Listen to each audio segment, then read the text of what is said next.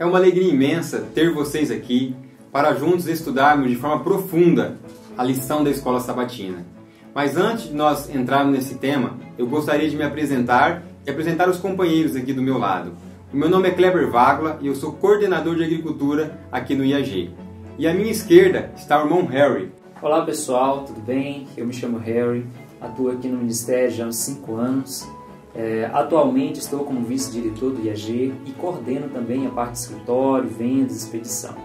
E nós estamos muito felizes porque estamos começando o estudo da Escola Sabatina aqui no canal do IAG.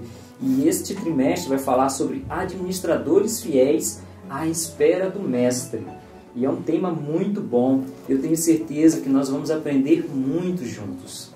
Eu tenho o irmão Daniel, que também é companheiro aqui de ministério. Olá, meu nome é Daniel Timóteo, eu trabalho aqui no IAG também, na parte de coordenação da música e também como preceptor dos jovens da escola missionária. E aqui também à minha direita tem o nosso querido irmão Alexandre Dantas. Se apresenta também, meu irmão. Olá, meus irmãos, graça e paz a todos. Meu nome é Alexandre Dantas, eu sou coordenador aqui da escola do IAG. E se você não é inscrito no nosso canal, se inscreva, clica no sininho para receber novas notificações e compartilhe esse vídeo nas redes sociais. Bom, agora você já conhece todos os nossos companheiros aqui de estudo. Vamos adentrar então no tema dessa lição, que como o irmão Harry citou aí, é uma lição trimestral que vem com o título geral Administradores Fiéis à Espera do Mestre. Irmão Harry, gostaria de convidar você a fazer aí um comentário sobre essa lição no geral, sobre a introdução, né? O que você tem achado dessa lição aí com esses temas, esse assunto que é muito importante? O que você tem achado? Comente para nós. Então, pessoal e amigos aqui que estamos juntos, uma coisa que eu achei interessante, eu gostaria de comentar com todos, logo no início, na capa, eu gostei muito da arte da capa. E a capa, o que a capa da Escola Sabatina vem falar? Sobre a parábola dos talentos. E o interessante é que essa parábola dos talentos, ela está ali no capítulo 25 de Mateus, e ela é logo após a parábola das virgens, e antes da mensagem ali do juízo. Então, o que eu achei interessante dessa introdução da Escola Sabatina aqui, que o autor colocou que o propósito de nós estudarmos sobre esse tema é desenvolver uma confiança necessária para sermos fiéis, mesmo quando não pudermos mais comprar e nem vender. Isso aqui eu achei muito interessante e é um conteúdo importante para os nossos dias, nós que estamos vivendo nos últimos dias, né? E fala que essa fé não vem do dia para a noite, mas que podemos nos preparar agora para o que surgirá com o caminho. Então, eu achei muito interessante e eu gostaria de ter destacado mesmo isso, para que nós pudéssemos ter isso em mente, que a Escola Sabatina vai falar sobre finanças, tudo bem, mas de uma forma em que traz para os nossos dias, para os dias do fim, momento em que estamos aí bem diante da volta do Senhor Jesus. Então, irmão Harry, você está falando aí que nessa lição não vai ser só dízimo e oferta, vai ser uma fidelidade toda. Desde o começo, quando a pessoa aceitou Jesus, até o tempo do fim. Nos últimos dias, ela tem que ser fiel, né? Louvado seja Deus. Muito importante, né? Muito importante esse tema para nós. E aqui, ainda na introdução, eu gostaria também de destacar o começo da introdução. Fala assim: é difícil compreender plenamente o relacionamento que nosso Deus, o Criador do Universo, quer ter conosco, seres humanos. Então, olha só o relacionamento que Deus quer ter conosco. Um relacionamento de família. Um relacionamento de amor, de carinho. E é tão grande esse amor, esse carinho, que Ele confia bens a nós. Né? Interessante que não se confia bens a quem você não confia. A quem você não acredita que vai administrar. Então, é muito importante essa lição. Eu creio que iremos aprender muito nesse trimestre e compartilhar aí de temas muito importantes. Entrando aqui já praticamente na lição, na primeira, né, que é a lição do sábado, o verso para memorizar, eu achei muito importante, muito interessante. Ele diz assim: vejam que grande amor o Pai tem nos concedido a ponto de sermos chamados de filhos de Deus. Isso está em 1 João capítulo 3, versículo 1. Esse é um texto que, se nós darmos uma olhada no livro de Efésios, que fala que por natureza nós éramos filhos da ira. Só que nós somos chamados a ser filhos de Deus. Não sendo, mas filho por adoção, por intermédio de Cristo Jesus, né? Então, nós vemos aqui que é uma grande honra, é uma grande responsabilidade, né? Mas é um privilégio maravilhoso sermos chamados parte da família de Deus. Muito bom, Daniel, muito bom essa colocação, né? E eu gostaria de ler o título, novamente, da semana, que fala Chamados para a Família de Deus. Isso. Família. O que traz isso para nós, Alexandre? O que seria família? Família é algo assim íntimo, né? Família é aquele que você tem relacionamento. Você tem seu pai, você tem sua mãe, você tem seus filhos. E ali naquele círculo familiar, você pode contar com a ajuda do outro, nas lutas, e na vitória, na alegria e na tristeza, né? A família é um corpo elo. só, não um elo. Louvado seja Deus. Poderíamos dizer também que Cristo, ou seja, Deus, quando Ele nos chama para ser da família dele, Ele confia em nós. Sim. Né? Que mesmo que O seja pai por confia no filho, né? Exatamente, mesmo que seja por adoção, Sim. quando você é adotado para a família de Deus, ali você adquire responsabilidades. Sim, Exatamente. Né? Então é muito importante Eu queria isso. comentar que dentro da família nós temos responsabilidades, nós temos deveres, né? E toda família tem suas regras, tem suas ordens, e nós precisamos obedecer como família para que tudo corra corretamente, né? Para que tudo esteja correto dentro da família, né? Eu acho que isso é uma coisa também importante destacar. Eu queria pontuar aqui com vocês, na Bíblia Legado, eu estou aqui com a Bíblia Legado, Gênesis 1, versículo 26 e 27, ele é comentado da seguinte forma pela serva do Senhor no Ciência do Bom Viver, página 397.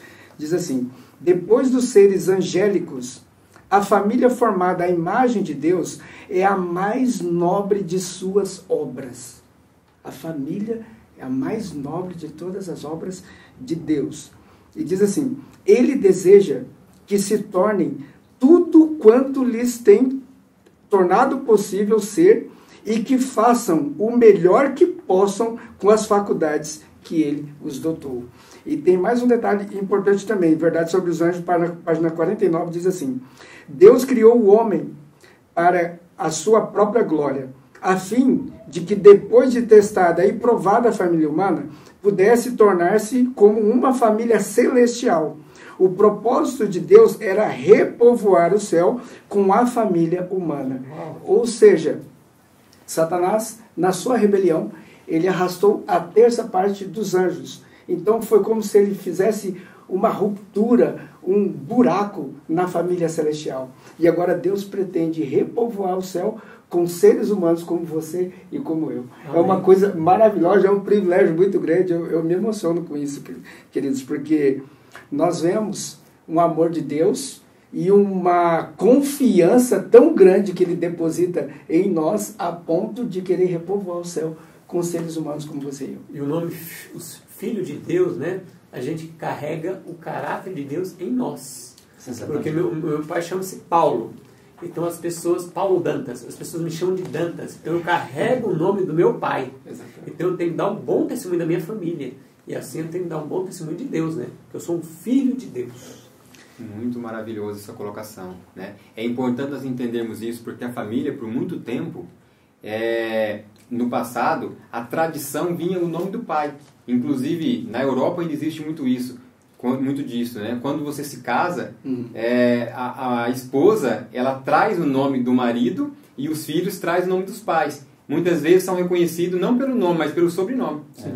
Então, se nós trouxermos isso, a partir do momento que estamos fazendo agora parte da família de Deus, e se nós temos que trazer ali o nome do Pai nas nossas atitudes, nas nossas ações, eu acho que deveríamos pensar um pouco sobre a responsabilidade que é fazer parte da família de Deus.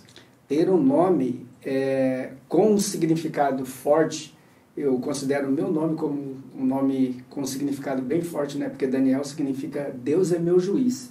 Meu sobrenome é Timóteo, que é Timo Theos, aquele que honra a Deus. E várias vezes eu fiquei perguntando assim, será que eu estou à altura do meu nome? E no céu nós somos chamados pelo nome de Jesus Cristo. Porque a família da terra, Cristo foi concedido à família da terra. Porque ele tomou a nossa natureza, desceu ao nosso nível, se tornou um ser humano como você e eu. E no céu, por isso, ele foi dado para nós, como diz Isaías, né? Um filho se nos deu, né? O seu nome será maravilhoso, conselheiro, príncipe da paz e pai da eternidade. Quando a Sorority fala que ele foi dado ao ser humano, é porque ele foi dado de verdade, né? Porque ele vai ter um corpo humano por toda a eternidade. E isso é muito importante para nós entendermos que no céu somos chamados pelo nome de Jesus Cristo. Então, será que estamos à altura do nome que nós somos chamados? É uma coisa para nós pensarmos. Sim. Mas um ponto importante para nós aqui refletirmos. O que tem a ver? O que tem a ver chamados para a família de Deus com finanças, com mordomia, com administradores fiéis? Será que isso tem alguma coisa a ver? E aí, o que vocês acham? A lição vai responder isso, né? Se nós já pudermos entrar na lição de domingo aqui, tem a primeira pergunta diz assim: e me ponho de joelhos diante do Pai, de quem toda a família nos céus e na terra recebe o nome. Que imagem é evocada nesses versos e que esperança se encontra neles? O que vocês podem me dizer com relação a essa pergunta, né? E aí eles pedem para nós analisarmos Efésios 3, versículo 14 e 15. Alguém pode ler para nós? Efésios 3, 14 e 15. Versos 14 e 15 diz assim: por causa disto, me ponho de joelhos perante o Pai de nosso Senhor Jesus Cristo, do qual toda a família nos céus e na terra toma o nome. Isso. Importante, né? Importante nós pararmos para raciocinar, porque fala que toda a família no céu e na terra que está interligada toma o nome de quem? De Deus. O nome de Deus. Em nome de Deus. Em nome de Deus. Então, em tudo que envolve a nossa vida, o que traz a nós um entendimento aqui é que existe uma ligação, né? Desde as finanças, desde como usamos o nosso dinheiro, existe uma ligação com a família do céu. A família do céu se importa conosco nesse ponto. Porque tudo Deus pertence, né? Exatamente. Tudo. A gente eu devolvo 10% para Deus, o resto é meu. Não, tudo pertence a Deus. Tudo é Deus. Tudo é Deus. Tem até um texto aqui está na lição, e eu até recomendo a lição da Escola Sabatina com o comentário de Ellen White, que tem texto inspirado. Louvado seja Deus. Olha um texto aqui bem interessante, está até na lição, Desejado de todas as nações, página 672. A família no céu e a família na terra são uma só. Então, se nós somos família de Deus, tudo que pertence a Deus é nosso, mas para a gente administrar as coisas de Deus. Porque é do nosso Pai, né? Exatamente, né? Uma parte importante aqui também que eu gostaria de destacar, aqui no próprio comentário, né, diz assim: Jesus declarou, portanto, orem assim, Pai nosso que estás no céu, santificado seja o teu nome. Posteriormente, repetiu a mesma oração em secreto aos seus discípulos. Interessante que aqui parece que ele insiste com os discípulos para eles entenderem, né, que o Pai deles estava no céu. O Pai deles estava no céu. E como bons administradores, o que os filhos têm que fazer com os recursos deixados ou dados pelos pais? Como que nós devemos administrar os recursos que Deus nos dá? Nós precisamos ter isso em mente, que Deus é o nosso Pai. Se nós compreendermos isso, assim como Enoque, quando ele se tornou pai, ele entendeu perfeitamente isso. E o que aconteceu com Enoque? Né? Enoque foi transladado, sem vir à morte. O que aconteceu? Ele começou a ver a vida de uma forma diferente e começou a viver o céu ainda aqui na terra. E com certeza Enoque sabia administrar os recursos do seu pai, que é o nosso pai, de tal forma que alcançou muitos para a salvação eterna. Então, nossa responsabilidade como filhos de Deus é usar esses recursos de tal forma que a gente alcance tesouros no céu, que é até uma das perguntas, né? Futuramente tem um dia que eu vou falar sobre isso. Então, precisamos entender isso.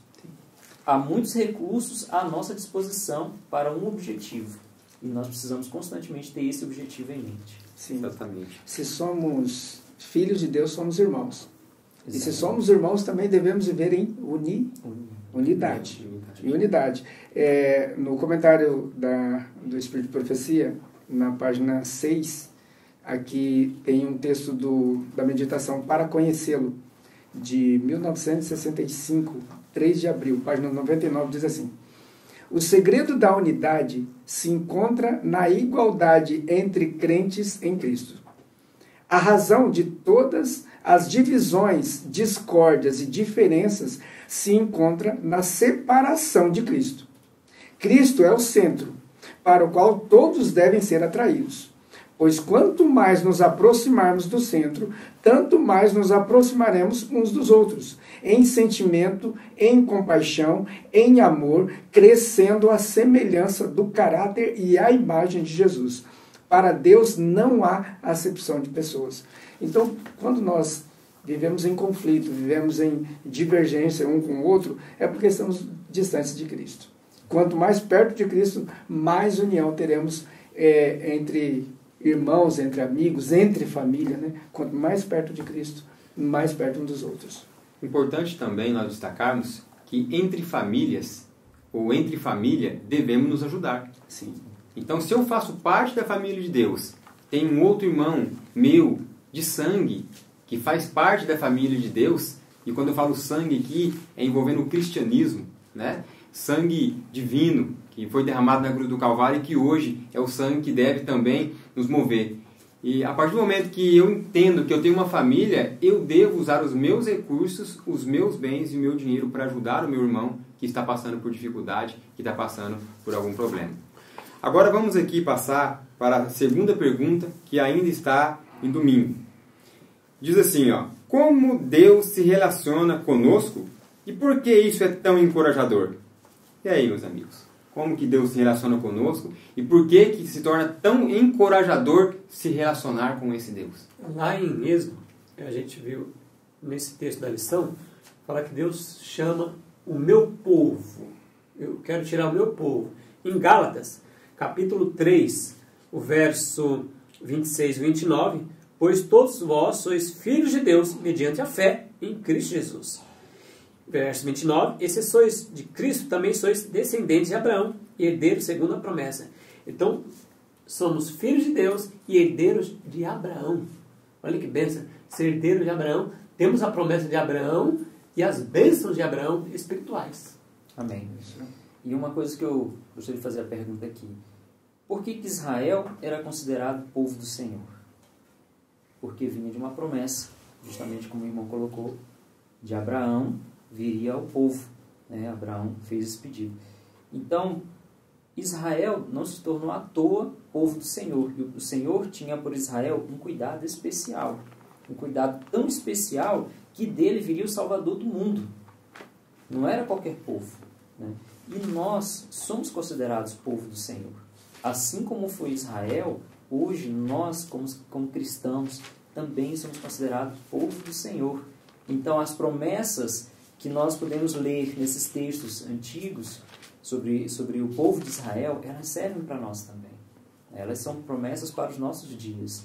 Nós precisamos considerar, nos considerar e entender isso, que somos filhos do Senhor. Só pontuando uma coisa interessante com relação à bênção de Abraão, mencionada no texto que nós lemos, né?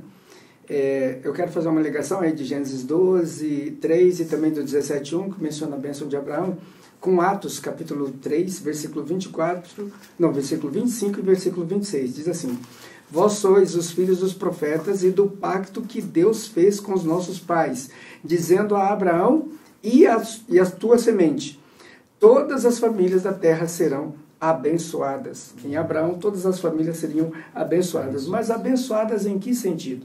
E o versículo 26 vai responder: ressuscitando Deus a seu Filho, primeiro enviou a vós, a fim de cada um se aparte das suas iniquidades. Qual que é a bênção de Abraão necessariamente? Então, é trazer Cristo, para que cada um de nós, recebendo Cristo no coração, nos afastemos da nossa iniquidade. Agora, o que seria iniquidade? Iniquidade vem de anomos. Anomos é viver sem lei, ou viver fora da lei, viver sem guardar a lei de Deus, né? Agora, o que Cristo pode fazer por nós? Ele implantado no coração pode nos fazer obedecer todos os seus mandamentos, né? E andar de acordo com a lei. De acordo com a lei. Agora, interessante, voltando aqui, né, para a pergunta, vamos se atentar um pouco a ela nesse momento. Como Deus se relaciona conosco? Você que nos acompanha, deixe seu comentário. Como você acha que Deus se relaciona conosco? Como é a forma de Deus nos relacionar, ou se relacionar conosco? O que vocês acham, meus queridos? Qual é a forma principal de Deus se relacionar conosco? Ele nos trata como filhos, né? Embora nós não mereçamos, Deus nos trata como filhos. E isso nos traz aquela ligação de pai e filho, que é uma ligação que está dentro da família. Dentro da família, não é verdade? Então, acreditamos assim que Deus ele quer que a família da terra compreenda um pouquinho como que é a família do céu. Jesus ensinou isso quando ele estava na terra. Pai nosso que estás no céu. No céu. Ele ensinou o modelo de oração, né? Exatamente. E por meio de Cristo, hoje, foi aberto um caminho para nós fazermos parte, claro que ainda é por adoção, mas fazemos parte da família do céu. Então isso é muito importante. E por que isso é tão encorajador? Por que é encorajador fazer parte da família de Deus? Né? Entendemos que através de Cristo estamos ali fazendo parte da família celestial. Por quê? Primeiro, acredito eu, né? Fiz a pergunta mesmo, já vou responder. Acredito eu que a forma de Deus nos tratar como um filho, eu acho que é a única maneira de nós entendermos realmente a essência principal do amor. Que o maior amor que existe é o amor, sem dúvida, de um pai por um filho, de uma mãe pelo filho. Deus mostrou isso a Abraão e Isaac, né? Quando ele foi sacrificar o seu filho. Ali, se você leu o comentário Patriarcas e Profeta, fala quão doloroso foi para ele, né, fazer isso. E aí Deus mostrou, isso é a relação eu e o meu filho. Eu vou entregar o meu filho, meu único filho, para a humanidade. Ali Abraão teve a compreensão do plano da salvação. Uma relação familiar, né? E nem o filho ele reteu. Isso, quando nós formos entrar lá na frente, nas lições, que vai entrar mais claramente falando dos recursos, se nem o filho ele poupou para nos trazer a salvação, será que nós muitas vezes estamos poupando aí os nossos recursos, estamos agindo de forma correta? Ou deveríamos aí estarmos de forma mais decidida, apoiando e ajudando a obra missionária? Isso é um tema que nós vamos ter que raciocinar e estudar aí na frente, porque se Deus nem o filho poupou, e o filho herdeiro, né? É importante a gente pontuar aqui também a questão do poder do Espírito Santo na nossa vida. Também no comentário da lição de domingo, tem um texto aqui de Olhando para o Alto, de 1983, 10 de dezembro, página 352, diz assim: após a descida do Espírito Santo, os discípulos se dedicaram a proclamar um Salvador ressurreto, tendo a salvação de pessoas como o seu único desejo. Regozijavam-se na doce comunhão com os santos e eram ternos, ponderados, desprendidos, desejando fazer qualquer sacrifício pela causa da verdade. Olha que coisa extraordinária. E a continuação. E em sua associação diária uns com os outros, revelavam o amor de Cristo, o amor que Cristo ordenava que revelassem, por palavras e atos altruístas, empenhavam em acender esse amor em outros corações também. Olha que coisa absurda, coisa fantástica, né? Sim. Porque além de recebendo o poder de Deus no Espírito Santo, eles estavam dispostos a fazer qualquer sacrifício pela verdade e estavam dispostos a fazer atos altruístas em favor dos seus semelhantes, né?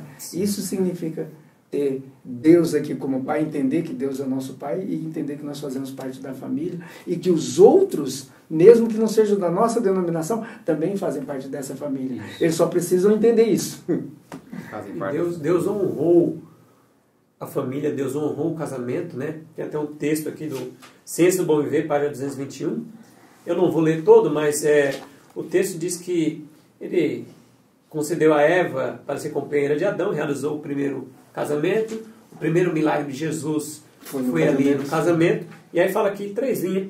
Cristo honrou a relação matrimonial, tornando-a também símbolo de união entre ele e os remidos. Ele próprio é esposo. A esposa é a igreja, da qual ele diz: você é toda linda, minha querida, e em você não há defeito. Olha que interessante. Então, Deus faz essa relação, né? Família, igreja, com ele, toda a família que terrestre com a do céu, né? Sim, uma coisa também interessante é que o objetivo de Deus é que nós possamos nos ver como família. Exatamente. Independente de quem for. Se você tem um irmão ou um primo e você olha ele passando uma situação difícil, ele está passando tá em divórcio, está nas drogas, você vai sentir desejo de poder querer ajudá-lo. Esse é o sentimento que nós temos por família de sangue. Sim. Então é o mesmo sentimento que devemos ter por qualquer pessoa que a gente encontra na rua. Exatamente. Esse é o objetivo que Deus quer que nós possamos entender, né? Que nós possamos ver as pessoas como parte da nossa família. Exato. Importante que o verso que nós lemos ali para a base da nossa meditação, o que ele falou? Né? Para nós decorarmos. Que nós somos agora feitos família de Deus através de Cristo. Isso. Então todos aqueles que aceitaram a Cristo, fazem parte da mesma família que nós devemos que tratar eles como irmãos de sangue. Exatamente. Né? Agora vamos avançar para a segunda-feira, e ela vem com um subtítulo em cima: Deus é o dono de tudo. E aí, o que nós entendemos como Deus é o dono de tudo? Os textos que pedem para nós analisarmos nas perguntas, né, que é Salmo 50, 1 Crônicas 29, também Ageu 2, versículo 8, ambos falam que Deus ele é dono de todos os animais da terra, Deus é dono da terra e de tudo que nela há, e por último fala que ele é dono da prata e do ouro. Então, Deus ele não é apenas dono de tudo, só que ele tem misericórdia e bondade e nos deixa administrar aquilo que é dele. Então, é uma coisa para a gente pensar, que aquilo que nós mexemos, nem necessariamente não é nosso, mas é dele, então nós precisamos agir com responsabilidade.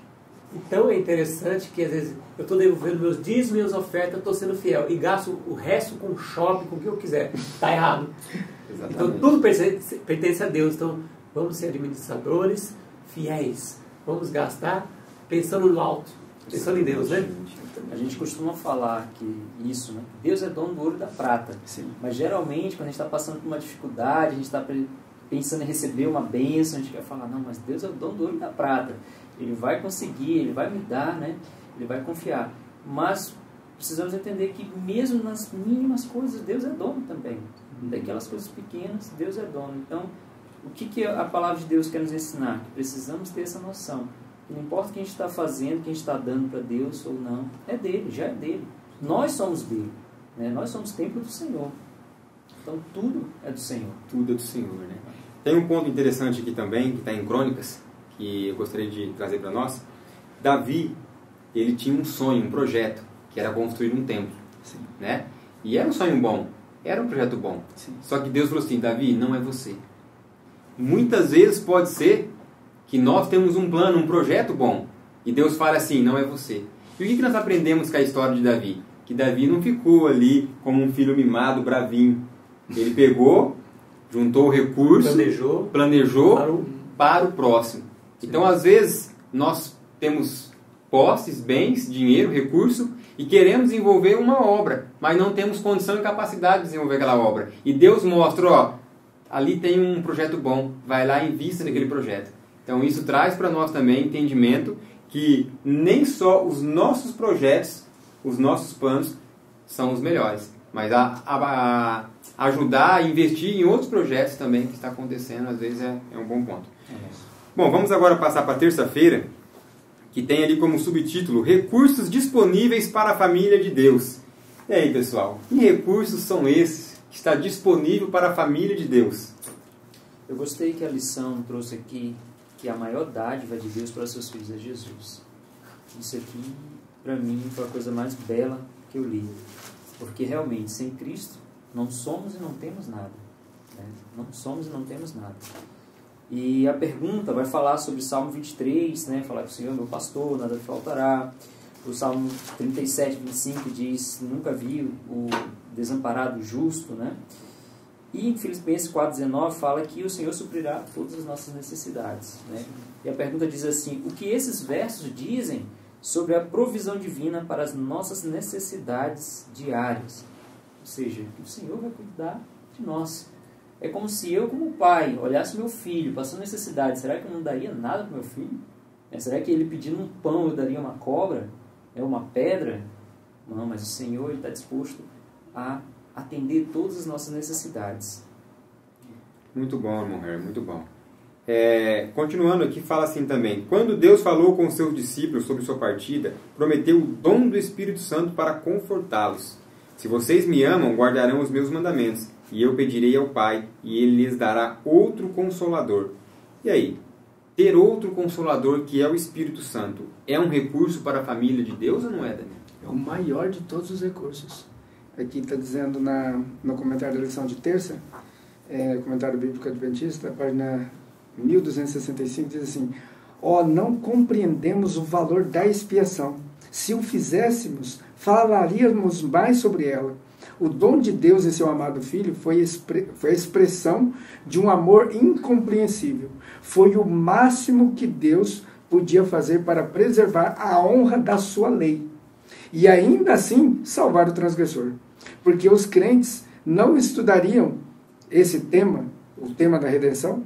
É o mais elevado tema em que a mente poderia se empenhar. Se os seres humanos completassem o amor de Cristo exibido na cruz, contemplassem o amor de Cristo exibido na cruz, a sua fé seria fortalecida para apropriar-se dos méritos do sangue derramado e eles seriam purificados e salvos do pecado.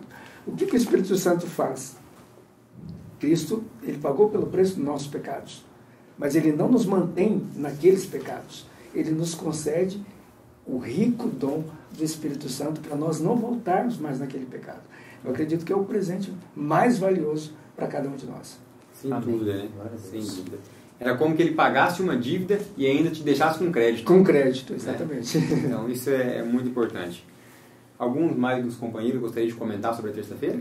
E diz que, o texto que você leu, irmão Daniel, diz que ele nos purifica e nos salva do pecado. Então aquela pessoa que está no vício das drogas, está bem debilitado do mundo, ele nos purifica e transforma nós em uma nova criatura. Amém.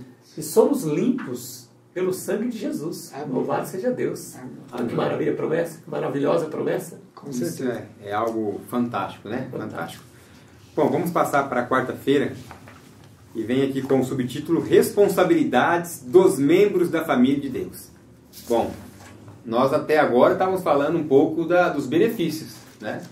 Dos privilégios, dos recursos que Deus nos dá, que Deus nos mantém, que Ele deu o Espírito Santo para nós. Mas agora, e as responsabilidades? Será que também temos responsabilidades para com Deus a partir do momento que fazemos parte da família dele? O que vocês acham, companheiros? A maior responsabilidade que Deus confia a nós é nós amarmos a Ele acima de todas as coisas e ao nosso próximo como a nós mesmos. Ou seja, não sobra espaço para o eu. Né? Não tem espaço para o eu. É amar a Deus e amar ao meu semelhante. Essa é a grande responsabilidade que Ele nos dá. Aqui é interessante também que entre a pergunta 5 e a pergunta 6 tem um comentário, eu achei interessante, fala: como amar a Deus de todo o seu coração, de toda a sua alma, de todo o seu entendimento? Como? Como amar a Deus de todo o seu coração, de toda a sua alma, de todo o seu entendimento?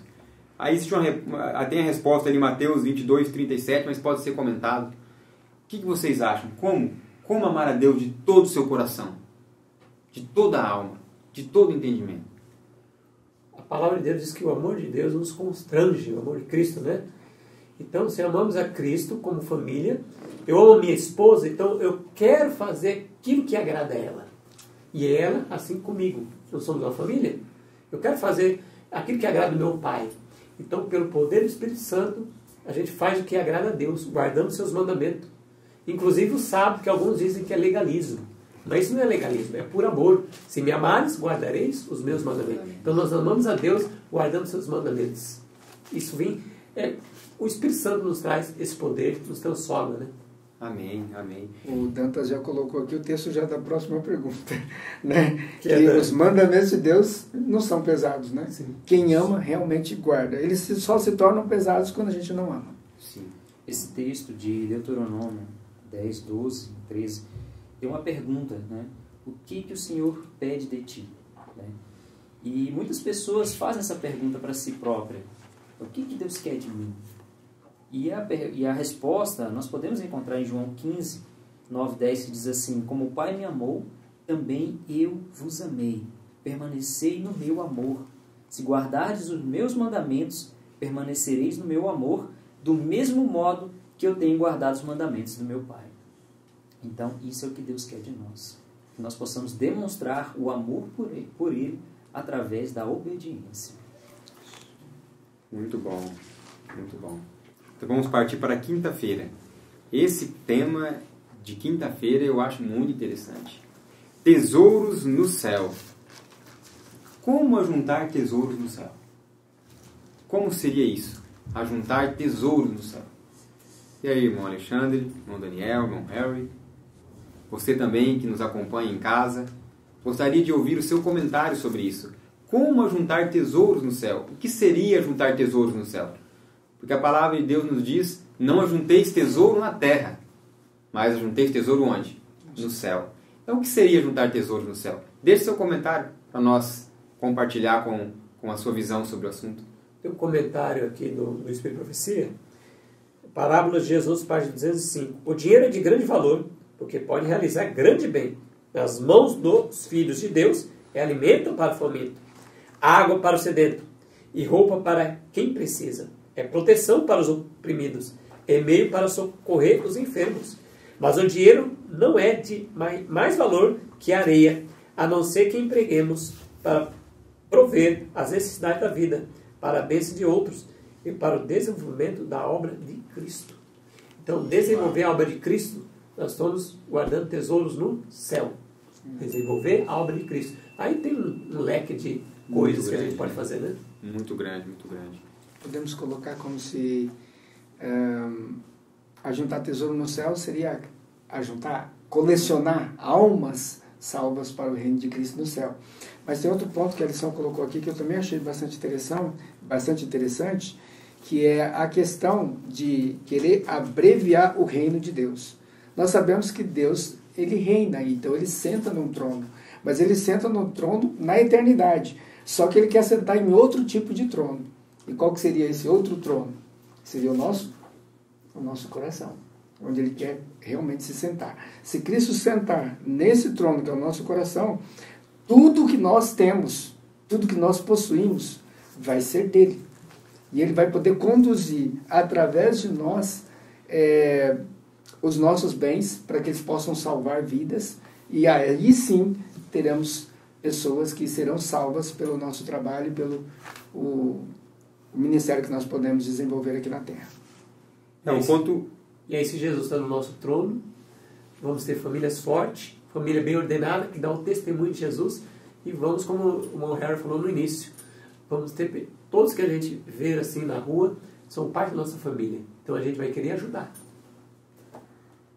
Um ponto interessante também que nós poderíamos falar é o que tem valor para Deus, né? O que tem valor para Deus e o que é caro para nós.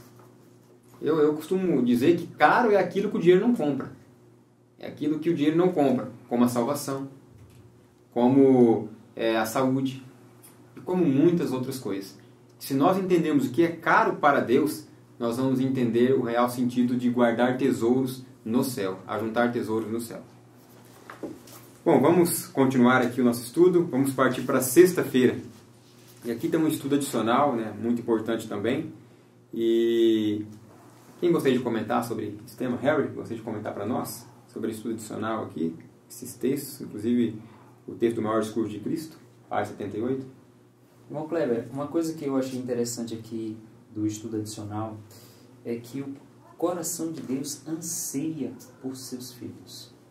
Imagine há quanto tempo que nós estamos distantes do nosso Pai. E Ele quer que nós estejamos próximos dele. Isso aqui eu achei interessantíssimo. E também todos os recursos e os tesouros que Deus coloca à nossa disposição como é o caso do ministério dos anjos, o dom do seu Espírito, as atividades de seus servos, tudo isso é para nós. E eu gostaria de fazer uma união desse texto aqui com o que está lá no estudo de sábado, no comentário da irmã de sábado, que fala assim, que toda pessoa que Cristo salvou é chamada a atuar em seu nome pela salvação dos perdidos. Isso aqui, para mim, fecha com chave de ouro a lição dessa semana, porque todos nós temos sido chamados para fazermos parte da família de Deus. Só pontuando que para sermos chamados aqui tem uma condição no finalzinho, né? O maior discurso de Cristo, no página 78, diz assim: se renunciarmos o eu, entregando-nos a Cristo, somos membros da família de Deus. E tudo quanto há na casa de nosso Pai nos pertence. Todos os tesouros de Deus nos estão franqueados, tanto o mundo que agora existe, quanto o futuro. O ministério dos anjos, o dom do seu Espírito, as atividades de seus servos, tudo é para nós. O mundo, com tudo o que nele há, nos pertence, até onde isso pode ser para o nosso benefício. Tudo Deus nos concede se nós fizermos apenas uma coisa: renunciar ao eu. É a parte mais complicada. O mais difícil, né? Mas é necessário. É necessário. Nós, quando o pecado entrou no mundo, nós nos tornamos egoístas, egocêntricos. E uma das coisas que nós temos que entender é que quando Cristo entra no nosso coração, essas coisas são as primeiras que têm que ir embora. Exatamente. O eu tem que perder o lugar. E agora Cristo tem que reinar em nosso coração. Eu acredito que quando Cristo reinar em nosso coração, todas as coisas se estabelecerão no devido lugar. Tanto a questão do dinheiro, a questão da família, a questão da religião, como eu vou me comportar, tudo vai mudar na nossa vida. Mais algumas considerações que vocês gostariam de fazer? É o nosso eu, quando ele morre, no contexto aqui da lição, o nosso eu morre. Então, nossos gostos, esse dinheiro é meu. A minha casa é minha. O meu carro é meu. Isso deve morrer. Tudo pertence ao Senhor. Então, tudo nós entregamos para Cristo, em prol da obra do Senhor. Louvado seja Deus. Então, o nosso eu deve morrer. Não é mais eu, e sim o reino dos céus. Então, tudo vai ser utilizado de acordo com a vontade dele. Amém. Porque se nós depositarmos tudo nas mãos dele, sim, será utilizado como ele quer. Tinha até um irmão que dizia assim, um irmão muito simples, ele dizia assim: se teu fogão não louva a Deus, queima. Se teu carro não está louvando a Deus, queima. Porque tudo que pertence a nós tem que louvar a Deus. Um irmão muito simples me ensinou isso aí. Eu gravei na minha mente. Então, se não está sendo louvado a Deus, joga fora. Tem que estar tudo louvando a Deus. Né? Amém. Então estamos chegando ao fim desse programa. Gostaria de agradecer aqui aos nossos companheiros, irmão Daniel, irmão Alexandre, irmão Harry e todos os outros que estão envolvidos para que esse programa venha a ser gravado e você possa assistir. Gostaria de pedir a você que deixe aí o seu comentário, deixe aí o seu elogio, a sua crítica, a sua sugestão e que você possa escrever nos canais como Instagram, Facebook, YouTube e possa compartilhar, curtir, se inscrever no nosso canal para que essa mensagem possa ter o maior alcance. Que Deus abençoe cada um de vocês. Finaliza aqui o programa Lições para a Eternidade.